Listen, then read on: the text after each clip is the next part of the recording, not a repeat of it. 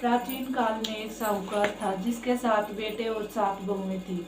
इस साहूकार की एक बेटी भी थी जो दीपावली में ससुराल से मायके आई थी। दीपावली पर घर को लीपने के लिए 7 बहुएं मिट्टी लाने जंगल में गई तो ननंद भी उनके साथ चली गई। साहूकार की बेटी जहाँ मिट्टी काट रही थी उस स्थान पर शाहू अपने 7 बेटों के साथ रहती थी। मिट्टी काटते हुए गलती से साहूकार की बेटी की खुरपी के चोट से शाहू का एक बच्चा मर गया। इस पर क्रोधित होकर शाहू बोली, मैं तुम्हारी कोख बांधूंगी। शाहू के वचन सुनकर साहूकार की बेटी अपनी 7 भाभियों से एक एक कर विनती करती है कि वह उसके बदले अपनी कोख बंधवा लें। सबसे छोटी भाभी ननंद के बदले अपनी कोख बंधवाने के लिए तैयार हो जाती है। इसके बाद छोटी भाभी के जो भी बच्चे होते हैं वे 7 दिन में मर जाते हैं। 7 पुत्रों की इस प्रकार मृत्यु होने के बाद उसने पंडित को बुलवाकर इसका कारण पूछा। पंडित ने सुरही गाय की सेवा करने की सलाह दी।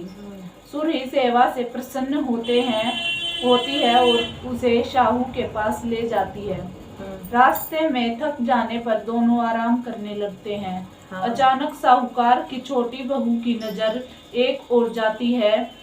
वह देखती है कि एक सांप गरुड़ पंखनी के बच्चे को डसने जा रहा है और वह सांप को मार देती है।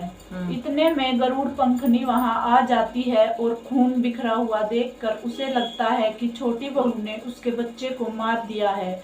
इस पर वह छोटी बहू को चोंच मारना शुरू कर देती है।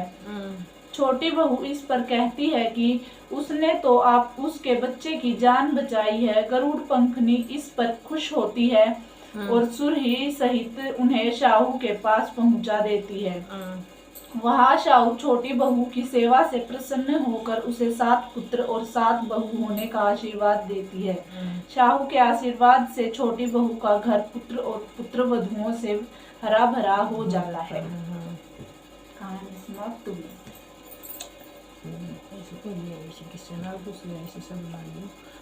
विनायक बाबा की ओर पढ़े।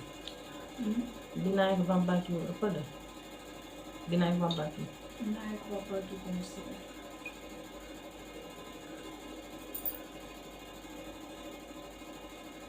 है?